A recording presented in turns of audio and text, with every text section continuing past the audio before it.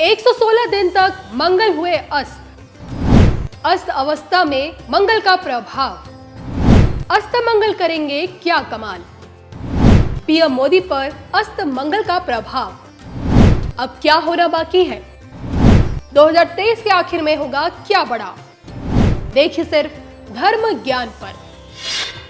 नमस्कार, धर्म ज्ञान के दर्शकों का स्वागत है। मैं हूं आपके साथ कविता राणा और आज मेरे साथ मौजूद है आचार्य मयंक शर्मा जी। मयंक जी, स्वागत है आपका। धन्यवाद कविता जी। सभी दर्शकों को सादर नमस्कार। हमारे देश के प्रधानमंत्री नरेंद्र मोदी, जो हमारा स्वाभिमान है, हम लोगों का अभिमान है और हम लोगों का गौरव है। आपको बता दूं कि मोदी जी की राशि के स्वामी यानी कि मंगल अब 24 सितंबर से अस्त हो रहे हैं। जी हाँ, और तकरीबन 116 दिनों तक रहेंगी, या फिर यूँ कहें कि इस साल के आखिर तक यानी कि 2023 तक, कंप्लीट दिसंबर तक।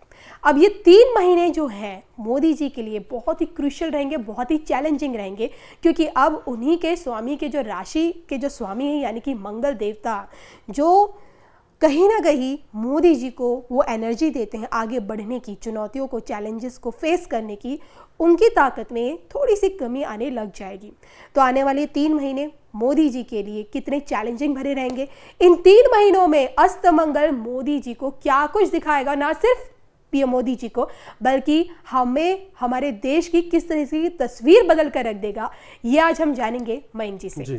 तो मयंक जी, सबसे पहले अस्त मंगल और मोदी की राशि के स्वामी, इसके बारे में मैं पहले जानना चाहूंगी। देखिए, अगर कुंडली के हिसाब से बात करें तो मोदी जी की वृश्चिक लगन और वृश्चिक राशि की कुंडली है और इनके राशि के स्वामी, लगन के स्वामी एक ही है, यानी दोनों लगन एक ही है। तो मंगल इनके लिए एक मुख्य ग्रह है। कहते हैं कि लग्नेश अगर अस्त हो जाए, कमजोर हो जाए, नीच का हो जाए, तो कहीं ना कहीं कुछ ना कुछ तो कमजोरियां आती हैं, कुछ ना कुछ तो परेशानियां खड़ी होती हैं जी। तो यहाँ थोड़ी बहुत तो सावधानी इनको रखनी पड़ेगी मोदी जी को, हमारे प्रधानमंत्री जी को। और मंगल का असर जो है, कहना चाहिए, चौतरफा पड़ेगा, यानी कि हर क्षेत्र में मंगल इनको प्रभावित करेगा। और महादशा की बात करें इनको, तो वर्तमान में मंगल की महादशा भी है जी। और मंगल की महादशा में बृहस्पति की अंतर्दशा चल रही है, जो कि बहुत शुभ है। दशा अंतर्दशा बहुत शुभ चल रही है। गोचर में अगर बात करें तो शनि की धैया से पीड़ित है इस समय, और मंगल अभी अस्त अवस्था में है, और गुरु राहु जो है 6ठे भाव में है गोचर में। तो जो परिस्थिति बन रही है उस हिसाब से कहीं ना कहीं इनके सितारे जो हैं पूरी तरीके से मंगल का असर होगा। तो आपने कहा पूरी तरह से मंगल का असर होगा। सबसे पहले मैं आपसे ये जानना चाहूंगी कि मंगल के अस्त होने से मोदी जी की भारतीय राजनीति पे इसका कितना बड़ा असर आपको देखने को मिलेगा। क्योंकि देखिए, इन्हीं 3 महीनों के अंदर अंदर सबसे बड़ी बात है, जिन राज्यों में चुनाव होने, उनमें जो 3 राज्य सबसे ज्यादा खास है वो है आपके छत्तीसगढ़, आपका राजस्थान और मध्य प्रदेश। यहाँ चुनाव है और यहाँ पे कांग्रेस और बीजेपी दोनों के बीच की कड़ी टक्कर है। तो इस पे अस्त मंगल का इस पे क्या प्रभाव पड़ेगा, ये भी जानना चाहूंगी। देखिए, खाली एक ही ग्रह के अस्त होने से प्रभाव नहीं पड़ता है। अच्छा। क्योंकि मंगल ग्रह अगर अस्त हो रहे हैं तो ठीक है, उनका हम कहते हैं कि कोई भी ग्रह अस्त होता है तो वो कमजोर पड़ जाता है, यानी कि शुभ फलों में कमी करता है। लेकिन इसका मतलब ये नहीं है कि खाली मंगल ग्रह की वजह से ही बहुत प्रभाव पड़ेगा। और कुंडली में ग्रह, कुंडली में कैसे योग हैं, कैसा समय चल रहा है, क्या दशा अंतर्दशा है, उसका भी विशेष महत्व होता है। तो मोदी जी की दशा अंतर्दशा के हिसाब से देखें तो उनकी, कहना चाहिए कि लोकप्रियता में वृद्धि होगी, और जिन राज्यों में प्रचार करेंगे वहाँ भाजपा को निश्चित रूप से फायदा मिलेगा, क्योंकि मंगल अस्त के चलते इनको स्वास्थ्य संबंधी थोड़ी सी परेशानियां रहेंगी। तो हेल्थ इशू के लिए थोड़ा सा दिक्कत रह सकता है, सेहत का ध्यान रखना चाहिए। लेकिन अगर राजनीति की बात करें तो इनके स्टार प्रचारक हैं प्रधानमंत्री, खुद ही अपने आप प्रधानमंत्री होते हुए, तो कहना चाहिए बहुत जबरदस्त फायदा मिलेगा आने वाले चुनावों में। मुझे एक कहावत है कि जैसा राजा वैसी प्रजा। मोदी जी की लीडरशिप में आज विश्व पटल पर भारत की तस्वीर बिल्कुल बदल चुकी है। आज भारत अपने लिए, खुद के लिए स्टैंड लेता है, शक्तिशाली देशों के आंखों में आंखें डालकर उनसे बात करता है। मैं आपसे जानना चाहती हूँ, अभी हाल ही में G20 के बहाने ही सही मोदी जी ने भारत की असल ताकत दुनिया को दिखाई। अब जो कि उन्हीं के राशि के स्वामी अस्त हो रहे हैं, कहीं ना कहीं उनकी ताकत कम पड़ रही है। मोदी जी की ताकत में, देश की ताकत में क्या कहीं कुछ कमी हमें देखने को मिलेगी, ऐसा कुछ है क्या? देखिए, खाली एक मंगल ग्रह की वजह से कोई खास प्रभाव नहीं पड़ेगा, क्योंकि दशा अंतर्दशा का भी विशेष महत्व है।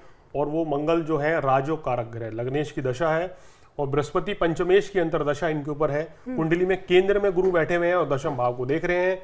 तो कार्य में, राजनीति में इनको कहना चाहिए शिखर पर ले जाएंगे बृहस्पति और मंगल गोचर दशांतर दशा के जी। और गोचर के मंगल भी जो है वो इनको लाभ देंगे। और देखिए 12वें भाव में मंगल कहना चाहिए अभी 3 अक्टूबर से आ जाएंगे जी। तो कहना चाहिए 12वें भाव में मंगल जाएंगे तो इस समय यात्राएं मोदी जी को बहुत होंगी और कहना चाहिए विदेशों से लाभ, विदेश नीति से बड़ा लाभ देंगे मंगल।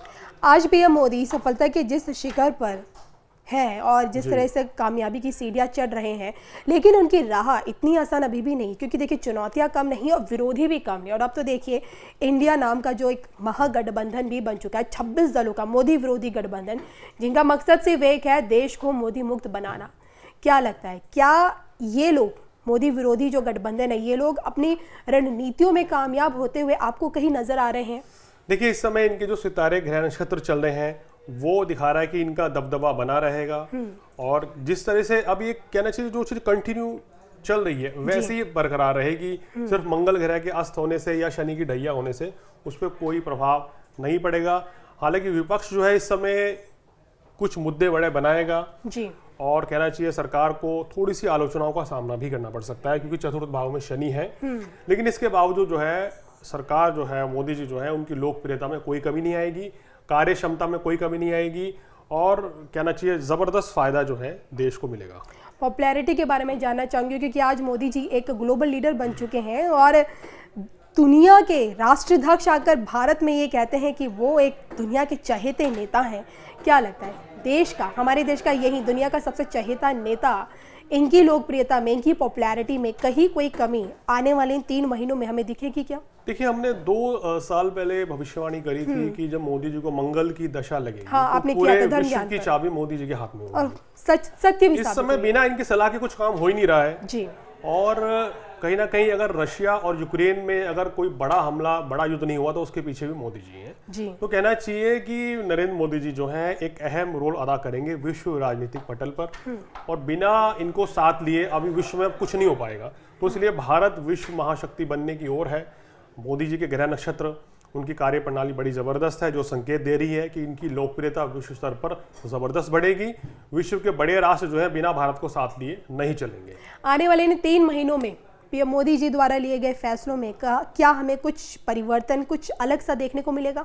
देखिए आने वाले 3 महीनों में सरकार के द्वारा कुछ अहम निर्णय लिए जाएंगे और मोदी जी के द्वारा कुछ नई योजनाएं ली जाएंगी जिससे जनता बहुत अच्छी प्रभावित होगी, बड़ी खुश रहेगी और कहीं ना कहीं बहुत अच्छे फैसले लेंगे और वो भविष्य में साबित भी होने वाले हैं। तो ये 3 महीने जो हैं बहुत ज़बरदस्त टर्निंग पॉइंट होंगे 2024 के, अगर हम इलेक्शन के मद्देनजर देखें तो चलिए, ये थे मेरे साथ मयंक जी, जिनसे मैंने ये जाना जो कि अब मंगल अस्त हो चुके हैं और वो मोदी जी की राशि के स्वामी हैं और मोदी जी का यही अस्त मंगल क्या विरोधियों को भी अस्त कर देगा?